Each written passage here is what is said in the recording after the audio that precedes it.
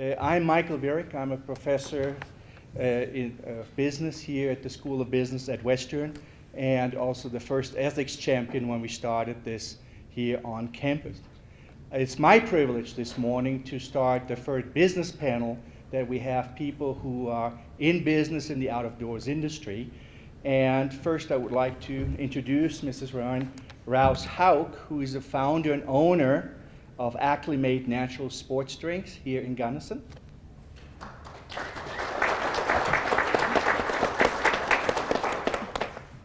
Then on the panel we have Tyler Long, founder of Tyligent Industries, Inc. and its subsidiaries. And I have to say he did that as a student, so heads off for that. We have Kirsty Pike, owner and CEO of Proy Hunting Apparel for Women here in Gunnison. And we have Mr. David Wallace, Associate Professor in Business Administration at Illinois Wesleyan University. Thank you.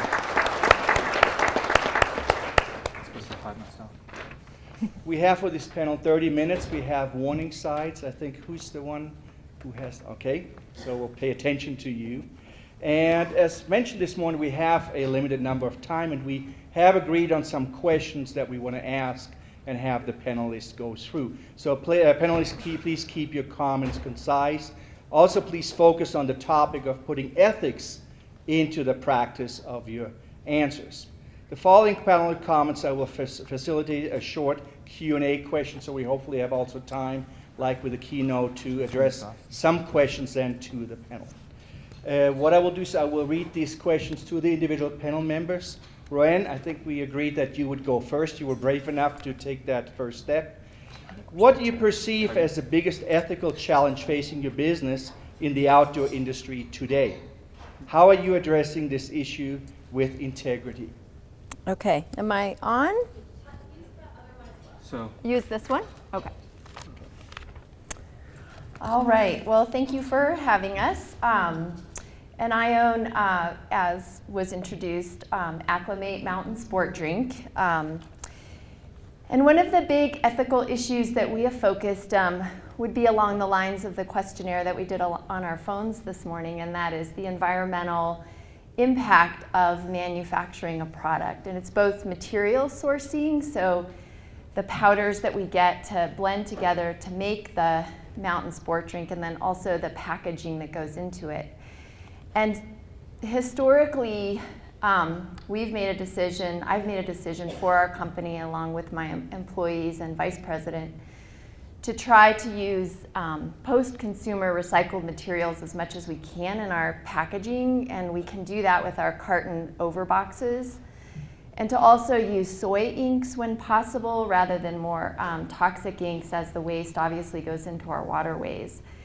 And one of the big issues in being able to do that, obviously, is cost. And though we manufacture our materials using a California company, as there hasn't been a company available in Colorado for us to use to manufacture for us, their printing facility for those post-consumer recycled cartons and using the soy inks has been out of China. And it's been less expensive for us, remarkably less expensive for us to manufacture the cartons in particular overseas. And that's been a struggle for us because we really want to manufacture in the United States as much as we can. And we feel like the environmental standards are better here. So as of now, our current shipment that will arrive shortly, everything's been manufactured in the United States. So we've switched everything from overseas manufacturing of our over cartons to everything in the United States. And again, it's almost twice the cost, not quite, and we will have to pass that on to consumers, but we feel like there is value in that. And the other thing that we've done, not just with our over cartons, but with our multi-serving tubs, and I didn't bring samples to look at, but with our tubs, we're using number 2 recycled materials, which seem to be the most easily recyclable throughout the country. And so we encourage our consumers to use to use the number 2 tubs when they're going to be the same person using the product, so that they can just recycle the tub rather than having the individual packets. And finally, with our materials, we are using, for our flavorings and our sweeteners, we're using organic products. So we manufacture at a facility that can certify organic. So we've made the choice as a company to do what we can environmentally to use some of those post-consumer recycled materials to source our materials and have our product manufactured in the United States under the scrutiny of pretty rigorous standards environmentally. We've chosen recyclable and both recyclable cartons, recyclable tubs, and we've chosen to use organic ingredients despite the fact that it's made our product more expensive. Well, thank you very much, Karen.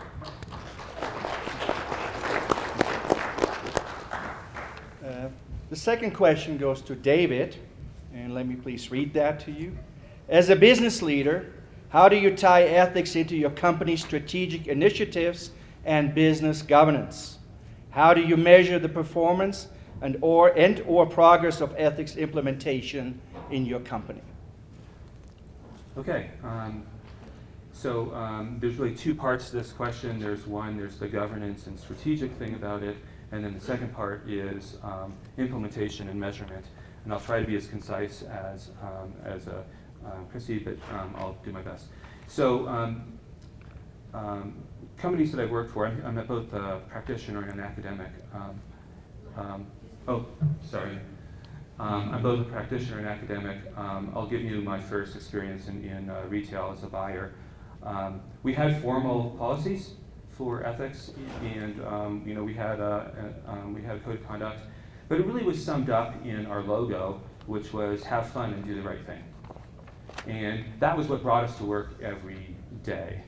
And it's nice to be in a work climate where you're expected to do the right thing, when there's procedures in place for following and doing the right thing, when values like caring and independence and principled decision making that you're expected to make, rules of behavior that you're expected to follow are positive.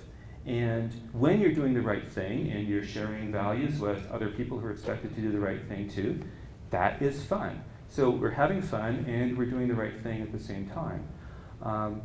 And this had all sorts of positive benefits because we worked better together, we treated our customers better, we were more committed, we believed in our mission, the mission of the company we actually were passionate about. That's what brought us to work every day. And so then academically, this has actually been reasonably well supported, that when there's an ethical climate, an ethical work climate, it leads to good outcomes, both for management and for customers. And we work harder, we do a better job, we produce better offerings for our customers. Our customers recognize that. Customers want to do business with companies that have positive values. So the ethical climate, the ethical doing the right thing actually has benefits in the long term for the company based on our customer outcomes. At the same time, we know that being in an environment where not doing the right thing is sort of happens, you lead to dysfunctional behavior, and you lead to people putting their own interests ahead of the organization, putting their own interests ahead of their customers. The worst case is they do it on purpose, but more often they have, as research, we call what we call enemy. They just disengage from the company, and so they just don't care. And we just don't care. You don't care about your job. You don't care about anything. So the other side of that is implementation and measurement. The number one thing that I found in my career has been top management. If top management believes in ethics, and if they model it on a daily basis, you see that their decisions are based on ethical principles, then that filters down to everybody else in the organization. On the other hand, if you see people acting unethically, they don't get caught. Or if they don't get caught, or if they do get caught, there are no consequences. Or even worse, if they got caught and they're rewarded for it, then that has very negative consequences. So top management commitment just sets the tone. In my own career then, as a manager, I was a head buyer in the industry. I hate to use buzzwords, but I did use 360-degree evaluation. So when I was evaluating my team, I would ask my suppliers, look, my people are expected to be straight shooters. They're expected to be honest and open and transparent in their dealings. Are they? Are you finding them to be good and easy to work with? Members of my team, I'm asking them, is this person good to work with? Are you getting honesty and transparency? And then finally, everybody else in the organization.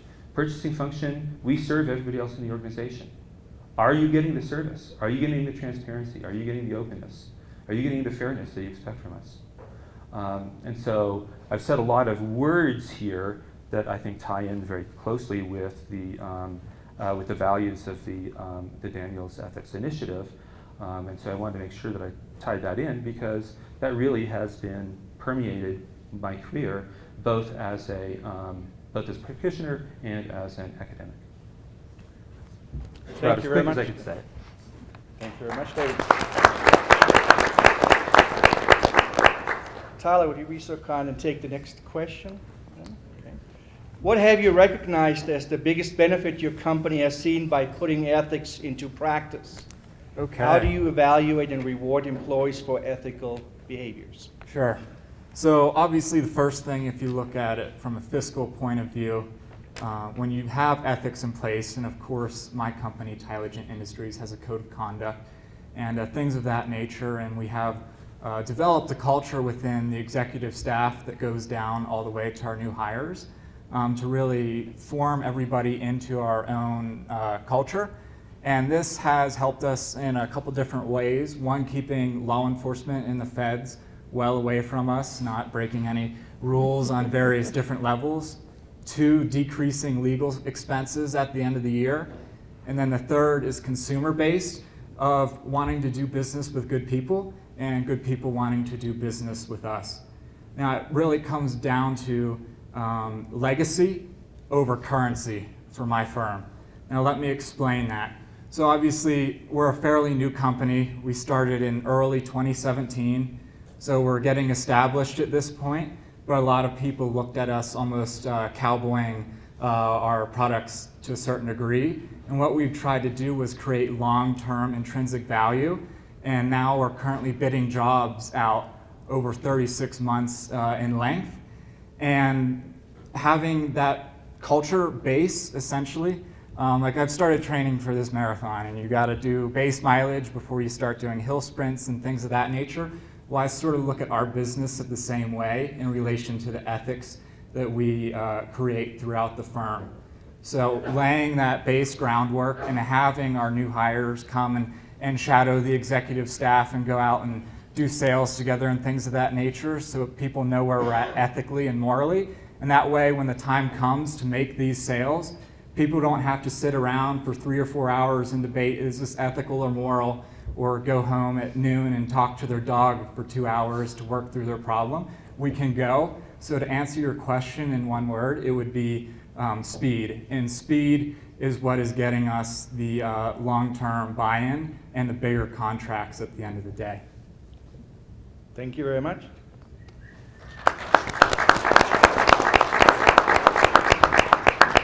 Kirsty, if I may ask you the next question. What obstacles have you faced while putting ethics into practice in your company? So I have a manufacturing company. We manufacture women's hunting apparel. So my probably first obstacle was backwards from what Roanne did. We started manufacturing stateside. We were all about it. And we really wanted to, ethically, that's what we wanted to do. We wanted to keep it all domestic. And it was a great story until it came to people buying. And so it price pointed us out of the industry so much, we did have to source overseas. And we kind of did it in a staged fashion because we really wanted to hold on to that story and that idea. But fiscally, we couldn't do it. And that's what you see most companies doing. It, like Roanne said, it's a good story. I mean, and some people will pay more for that product, but most people won't, especially in the hunting industry. I mean, you've got a different tier of clients out there, some who will spend all kinds of money on everything and some who just have no expendable income. So you really need to be able to talk to different people. So we went and we sourced out China, Vietnam for half of the line, and then kept half the line stateside. And then ultimately we had to source everything out overseas. And mainly because you can't get the manufacturing done, but you can't even source materials stateside, especially when it comes to clothing, apparel, fabric, components. There's just no availability here. So I think that was a difficult thing for us, but it's one of those things that you have to make that decision and be good with it. It's not what we wanted to do, but it's kept the company viable. So I guess that can be a struggle. But the next thing that we deal with, I guess within the company, ethics is an easy thing. We're a very small company, we're nimble, we don't need a lot of employees. So it's basically be respectful and be respectable, and the rest follows. And it kind of guides us into the directions of where we go with our business. We were immediately into a lot of the big box stores and big buys, and went into these kind of overwhelming situations where we're in Cabela's and then getting $60,000 of merchandise dumped back on us. And it's really hard to be nimble with that. And we decided it would be just best to not deal with the companies that didn't have the same values that we did. They didn't respect small business. They didn't care what we did. They would say and contract and say things such as, we won't resell your gear, but what they do is affiliate sell it on Amazon, and we would find it for less than cost out there behind us. So it was killing us. And we just decided to do no business with them anymore. And while that seems like suicide, we went to a direct consumer model. So we only sell on web and consumer shows, and it was the best thing we ever did. We control our inventory, we control our messaging, we can control our sales, we can control everything. And so it keeps us in a much more financially stable environment for our company and our industry. So those are kind of two things we had to deal with. And then when you look at the hunting industry as a whole, I'm not sure how many people are out there, are hunters and anglers, but there is a lot of opposition to hunting, and that's not what this forum's about at all. But trying to balance your marketing and your messaging and where you position your business behind conservation efforts and legislation and the things that are impacting us, the heritage of our sport or the heritage of our outdoors and our public lands and the resource of wildlife. You really have to do, like John Norton said, you have to do your homework. You might position yourself emotionally behind something, but you ethically have to sit back and look at what is the big picture. Where it might be a benefit to my company, it may not be the best thing for everybody involved, or things like that. So it's a definite hot spot in our industry, and making sure that you surround yourself with people who are 100% ethical, hunters, marketers, messengers. Once you get something bad behind you, the industry is not very accepting of it, and Lord knows PETA and anything else is just waiting for you to fall. So you have a